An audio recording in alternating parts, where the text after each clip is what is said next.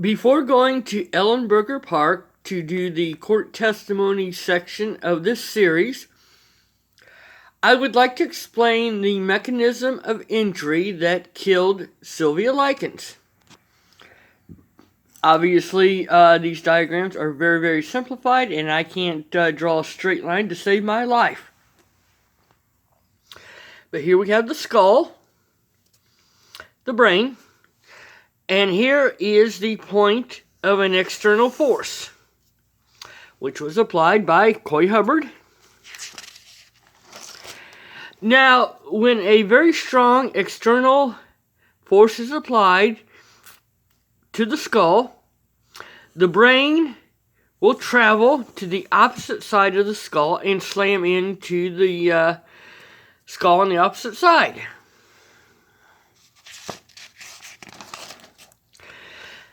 First, before we continue, a little bit of an anatomy lesson. The skull has a very tough membrane called the dura mater, which is attached directly to the bone. Between the brain and the skull is your cerebral spinal fluid and a membrane that is very spiderweb-like. The brain has its own membrane called the pia mater, and again, it's attached to the brain itself and very, very tough. Now, she gets hit here. Skull slams in, or the brain slams into the skull on the opposite side, breaking blood vessels, which obviously causes bleeding. Now, because of the very, very confined space, and again, I think y'all know this is not to scale, and the fact that fluid does not compress. So this excess blood, move apple, thank you, will deform the brain, which results in brain damage. This is what killed Sylvia Likens.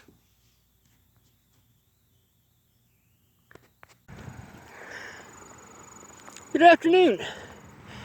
We are at Ellenberger Park, and this is a large park here in Indianapolis.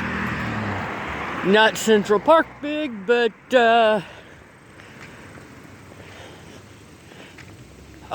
it wouldn't surprise me if it's not a couple hundred acres. This is one of the parks the girls would go to. It's Jenny said it was a 45-minute walk from where they were living. It's about 1.7 miles. Just beautiful. But yeah, Gertrude would throw the kids out of the house after breakfast, and they basically would not come home till around dinner time. I've got a lot of notes from the trial. My video yesterday was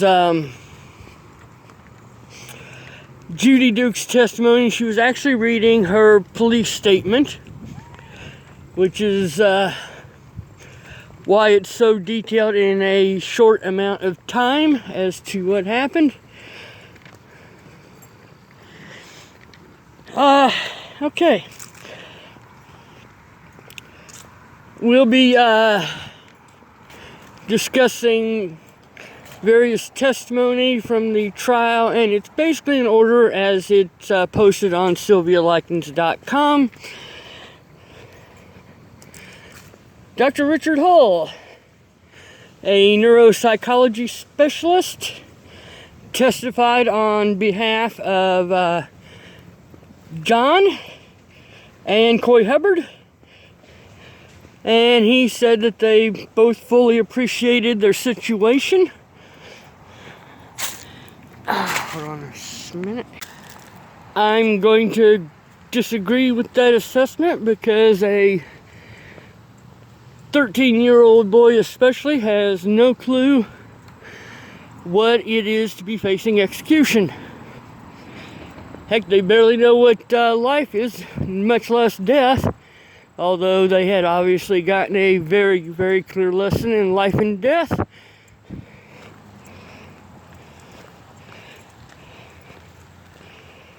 And in the last video of the series, some quotes from John will explain his mindset at the time.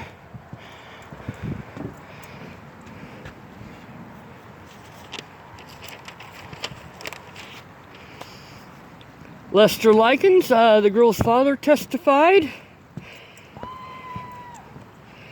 that, let's see, he testified that Sylvia was the only non-twin, which we already knew. Oh, hi, sweetheart. She used to go over the bridge. For 10 years, she'd go over that bridge, and now she don't like to go over it. Oh, hey, sweetheart. Her name is Wendy. Hi, Wendy. Okay. Nice to meet you, girl.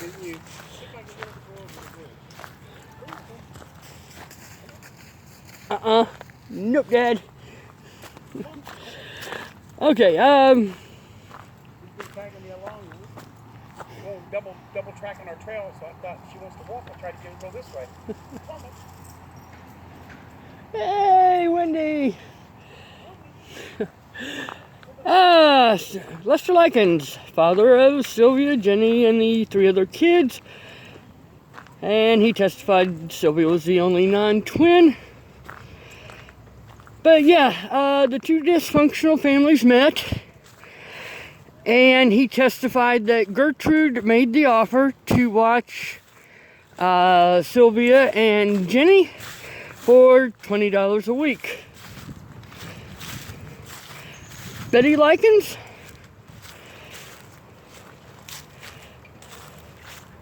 Oh, yeah, okay, yeah, Betty Likens, their mother. Kind of wrote my note down funny on that one. Jenny would quote later on about the arrangements that were made, and we'll again discuss that in the next video. But she first met Gertrude a couple of days after the arrangements were made to board them with Gertrude. There was actually a grandparent that lived right in the neighborhood. So there was more going on with that family than we know. Otherwise they would have probably been there, but woulda, coulda, shouldas.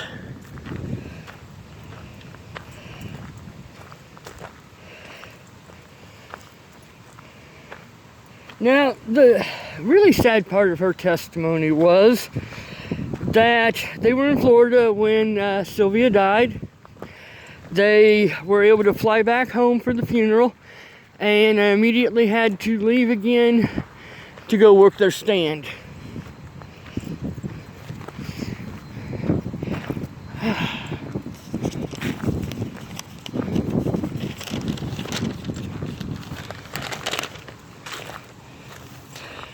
Virginia Hubbard is the mother of Coy Hubbard, and in many ways her testimony is kind of sweet and innocent. She just really had a lack of legal knowledge, let's say.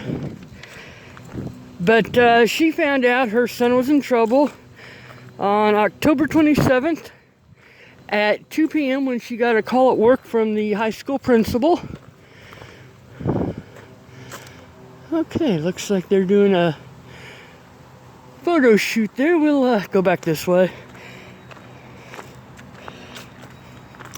But yeah, principal notified her, your son's being arrested. She talks to the policeman and wants the policeman to bring her son home so she can talk to him. Yeah, that wasn't going to happen.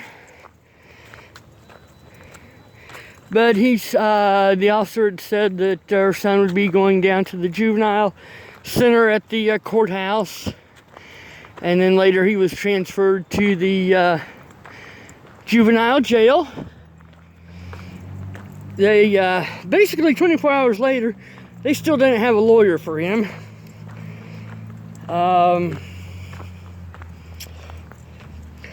But, you know, despite the fact he administered the final blows that killed Sylvia, I do think her testimony probably saved her son's life. Jenny Likens' testimony, and I could probably do a couple of videos on this, but I just want to give a general impression because most of what she testified to has been covered in one way or another in this series. But at the trial in April of 1966, and this was a 5-week trial, she's 16 years old, and she had barely been a few weeks into the 8th grade and had not returned to school after her sister died. But for her limited education, she actually came across as very intelligent. So, you know, I think that's her innate intelligence that was coming out. But yeah, she should have been a sophomore in high school. Freshman at the very least. And, you know, Sylvia was also behind in school. Had a kitty cat there. See if I can zoom in on him.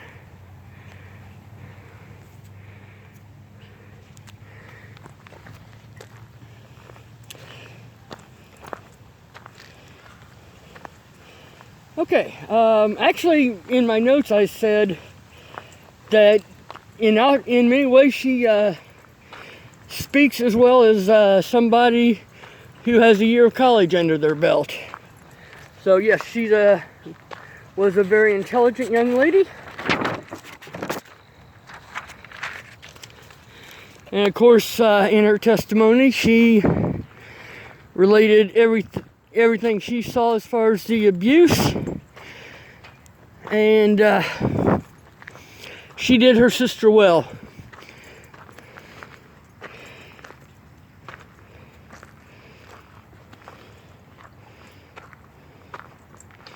Okay, just a very short bit on what Phyllis Vermillion's testimony. You already know what I think of her. And just based on her testimony, I'm really shocked that Paula did not get the death penalty.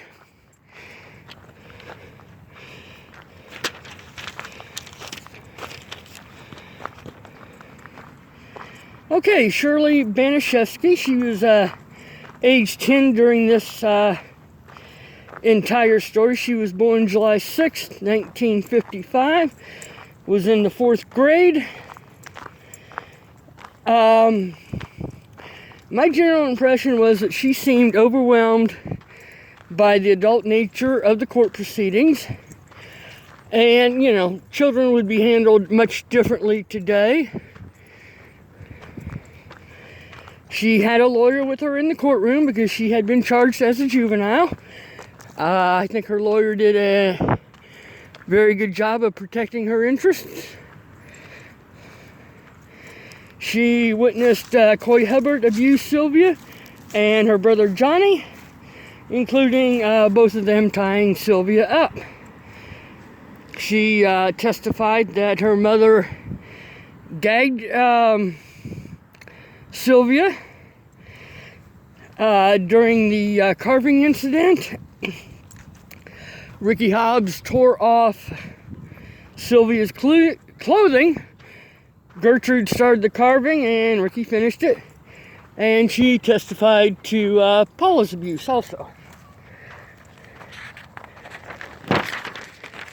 She also testified to her mother burning Sylvia.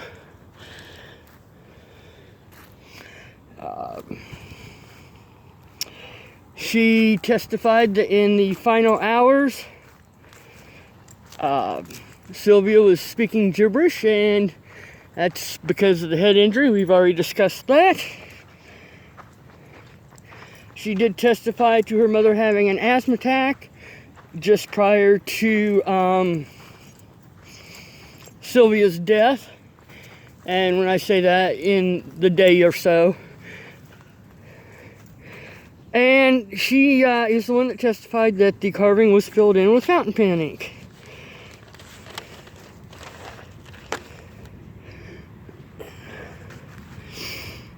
Okay, a little bit more from the testimony of Judy Duke, who was 13 at trial and 12 during the events that killed Sylvia. She had been charged, and those charges were later dropped. She testified to Paula and Coy rubbing salt into the wounds, Paula choking Sylvia. She only admitted to minor abuse. And do I believe she had more culpability? Yes. But her lawyer did a very good job.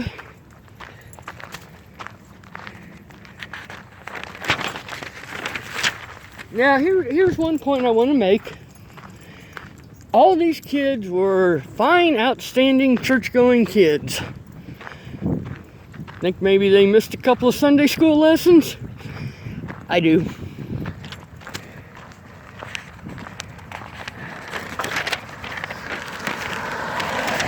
And the wind's trying to catch my notes as I flip the page. Randy Lepper, 12 years old. He was charged as a juvenile in this, and he was 11 when the events occurred. Excuse me.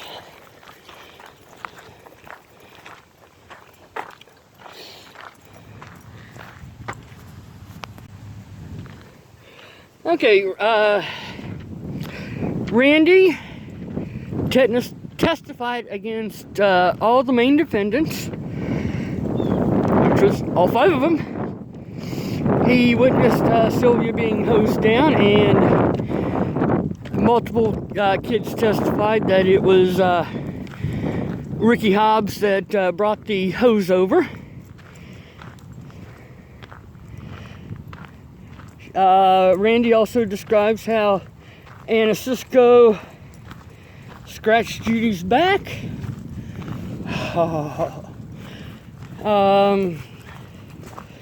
And again, he only admits to minor abuse.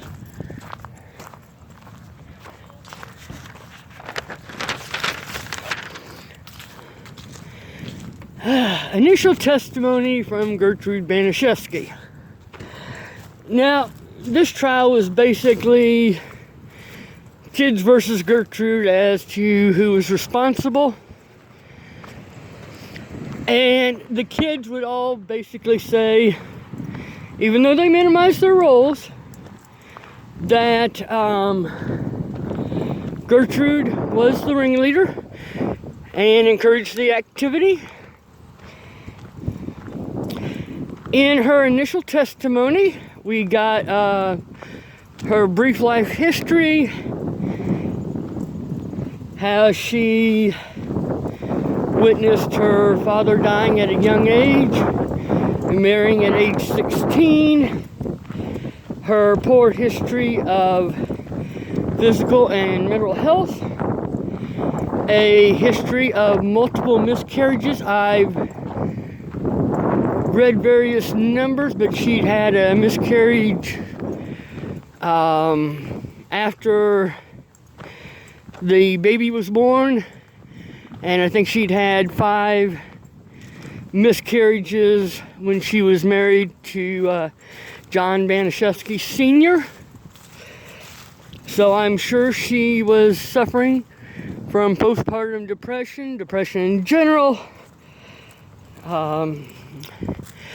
She mentions in passing, and I find this fascinating, that they had a television set. Now, television sets in the early 60s were very, very expensive. So I'm guessing she got that in the divorce, which was in 62.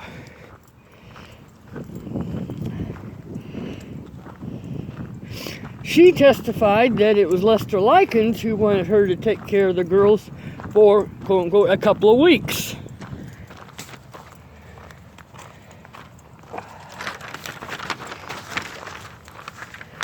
She also testified that one of the girls, or both of them, asked if they could stay. May or may not, I don't know. I wasn't there. But the $20 a week agreed to for a couple of weeks. Supposedly, Lester said that the girls needed straightening out because his mom let them get away with murder. And everything I've read and related is these were just average girls, you know. Weren't saints, they weren't devils. They were just typical, normal teenagers. So,